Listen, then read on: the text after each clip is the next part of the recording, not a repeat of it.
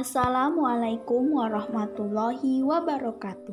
Halo sahabat cendikia, selamat datang di Pustaka Kampus.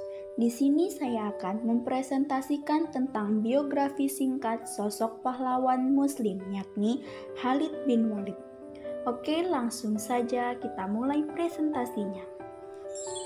Kelahiran Khalid bin Walid. Abu Sulaiman Khalid bin Al-Walid bin Al-Mughairah Al-Makhzumi atau yang lebih dikenal Khalid bin Walid, lahir di Mekah, Arab Saudi pada tahun 592 Masehi.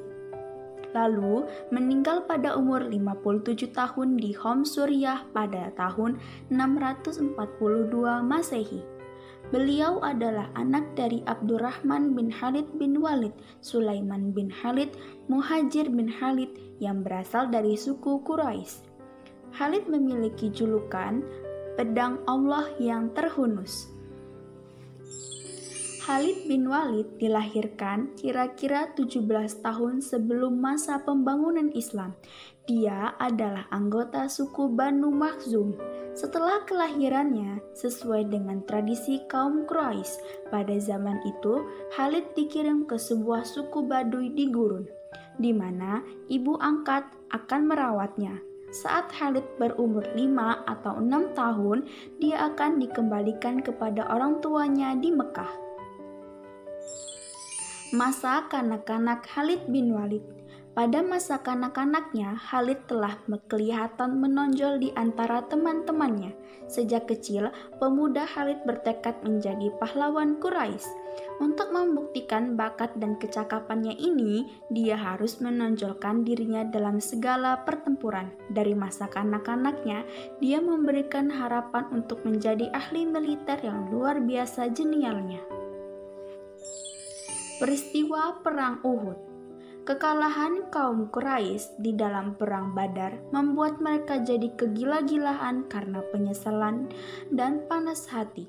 Sebagai pemuda Quraisy, Khalid bin Walid pun merasakan pahit gentirnya kekalahan itu. Sebab itu, dia ingin membalas dendam sukunya dalam peperangan Uhud. Selanjutnya, Khalid dengan pasukannya bergerak ke Uhud dengan satu tekad menang atau mati. Orang-orang Islam dalam pertempuran Uhud mengambil posisi dengan membelakangi Bukit Uhud. Sungguh pun kedudukan pertahanan yang baik. Di Bukit Uhud masih ada suatu tanah genting di mana tentara Quraisy dapat menyerbu masuk pertahanan Islam. Untuk menjaga tanah genting ini, Nabi menempatkan 50 orang pemanah terbaik.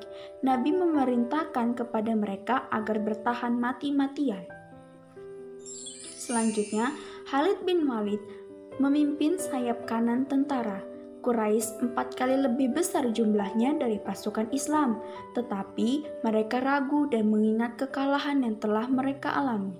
Sungguh pun begitu pasukan-pasukan Quraisy memulai pertempuran dengan baik, tetapi orang-orang Islam mulai mendobrak pertahanan mereka. Mereka telah gagal mempertahankan tanah yang mereka injak.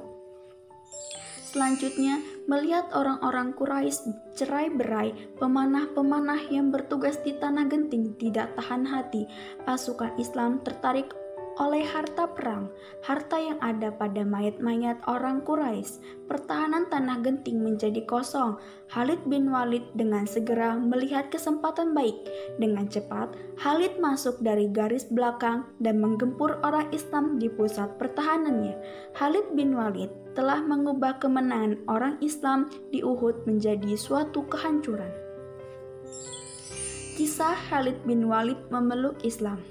Ketika Khalid bin Walid bertobat dan menerima Islam, Rasulullah SAW sangat bersyukur karena Khalid mempunyai kemampuan berperang yang dapat digunakan untuk membela Islam dan meninggikan kalimatullah dengan perjuangan jihad. Dalam banyak kesempatan peperangan Islam, Khalid bin Walid diangkat menjadi komandan perang dan menunjukkan hasil yang gemilang. Khalid bin Walid di masa Khulafaur Rasyidin.